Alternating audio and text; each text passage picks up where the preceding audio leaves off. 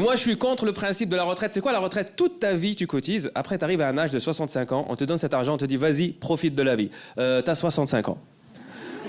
T'as plus une dent, tu marches plus droit. Tu dépenses tout dans des yaourts, des compotes et des pampers. Et le peu qui te reste pour faire un peu de culture, ça peut t'emmener à Reims en Flixbus. Alors là, ça m'intéresse pas du tout. Moi, j'aimerais qu'on fasse l'inverse. J'aimerais qu'on commence la carrière avec la retraite. Tu sais, t'as terminé les études, t'as la vingtaine, l'État te paye 5 ans pour profiter de la vie. Là, t'es jeune, tu vas à Ibiza, tu t'éclates, et quand tu reviens, tu travailles jusqu'à ce que tu crèves. Sur ton lieu de travail, en open space si t'es consultant, ou pendant ton sommeil si t'es fonctionnaire. Donc chacun... Est-ce que vous aussi, quand vous vous embrouillez avec quelqu'un que vous connaissez pas dans la rue, votre répartie, elle est meilleure après, dans votre tête, quand vous êtes chez vous? Ouais.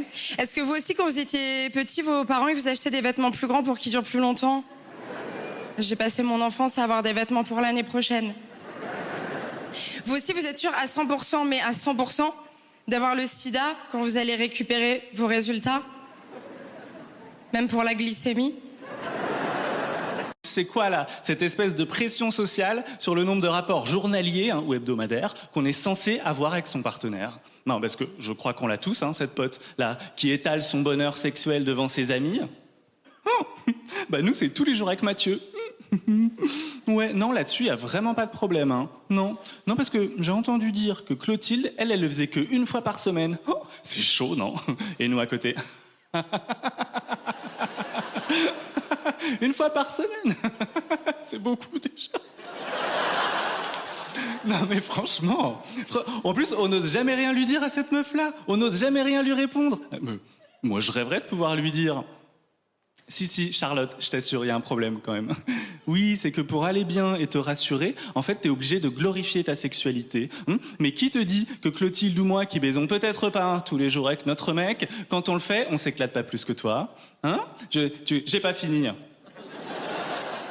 Tu crois que c'est le nombre de rapports journaliers qui qualifie ton désir ou ton orgasme? Eh ben, je suis pas sûr. Je suis pas sûr que tu désires ton mec plus que nous, et quand bien même. Est-ce que tu le désires mieux?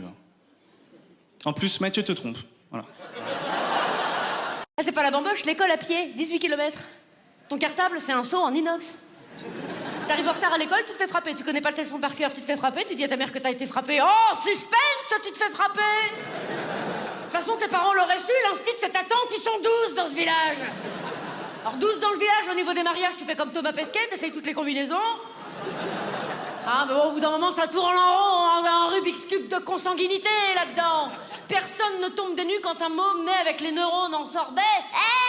Moi, mon oncle, c'est ma tante. Bah oui.